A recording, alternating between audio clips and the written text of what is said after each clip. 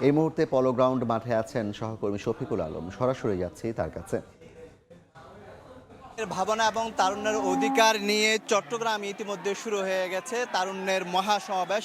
নগরীয় পলো গ্রাউন্ড মাঠে কানায় কানায় পূর্ণ হতে শুরু করেছে এবং ঠিক ৩টায় এই এখনই কিন্তু শুরু হয়ে গেছে তারুণ্যের সমাবেশ।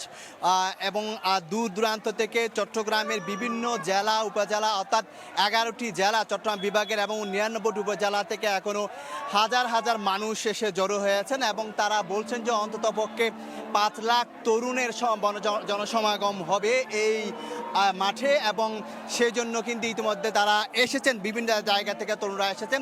মূলত হচ্ছে আগামী নির্বাচনকে সামনে রেখে যে তরুণদেরকে উদ্বুদ্ধ করা, সচেতন করা এবং আগামী বাংলাদেশ হবে তারুণ্য নির্ভর এবং বিগত 15 বছরে তরুণরা বিবেচনা নির্যাতিত হয়েছে, নিষ্পেষিত হয়েছে, মামলা এবং তারা ভোট দিতে পারেনি, সেই বিষয়টিকে কিন্তু এখানে আজকে তুলে ধরা হবে। এবং আমার ঠিক পশ্চিম দিকে বিশাল মাঠ, সেখানে 5 লাখের বেশি তরুণের সমাগম হবে বলে তারা জানাচ্ছেন। যদি আজকের একজন প্রধান অতিথি মহাসচিব মির্জা ফখরুল ইসলাম আলমগীর এখনও আসেনি, তিনি এখন চলে আসবেন এবং স্থায়ী কমিটির সদস্য আমির খসরু মাহমুদ চৌধুরী তিনি এখন চলে আসবেন। ইতিমধ্যে কিন্তু সবকিছু আনুষ্ঠানিকতা শুরু হয়ে গেছে। তাদের যে মূল লক্ষ্য আমরা জানিয়ে রাখি, বিএনপির বড় গণ তাদের শক্তির জানান দিতে, অস্তিত্বের জানান দিতে বরাবরই কিন্তু চট্টগ্রামকে বেছে নিয়ে তাকে 2022 সালের বিএনপির মহাসমাবেশ অর্থাৎ বিভাগীয় সমাবেশ এই চট্টগ্রাম থেকে কিন্তু শুরু হয়েছিল এবং সারা জাগিয়েছিল।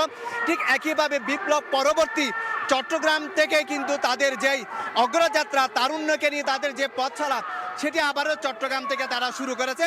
অর্থাৎ চট্টগ্রামকেই তাদের বিএনপি ঘাঁটি হিসেবে চিহ্নিত করা হয়। সেই জন্য কিন্তু চট্টগ্রাম থেকেই আজকের এই বিএনপি তারুণ্যের যে মহাসমাবেশ, তারা একটি আইডিয়া ক্রিয়েট করেছে, অর্থাৎ তারুণ্য নির্ভর বিএনপি হবে। আগামীতে বিএনপি যে দেশে যে বিনিয়োগ হবে, দেশে শিল্পায়ন হবে, দেশের অর্থনীতি, রাজনীতি এগুলো পুরোপুরি তারুণ্য নির্ভর হবে, সে মেসেজটি তারা জনগণকে দিতে যাচ্ছেন। এবং তারা বলছেন যে বিএনপি যারা তরুণরা দীর্ঘদিন যারা নির্যাতিত হয়েছেন, যারা মাঠে নামতে পারেনি, যারা বিভিন্ন নিষ্পেষিত হয়েছেন এবং তাদের ভোট দিতে পারেনি গত 3 বছর, সেই অধিকার প্রতিষ্ঠার জন্য তারা কথা বলবেন।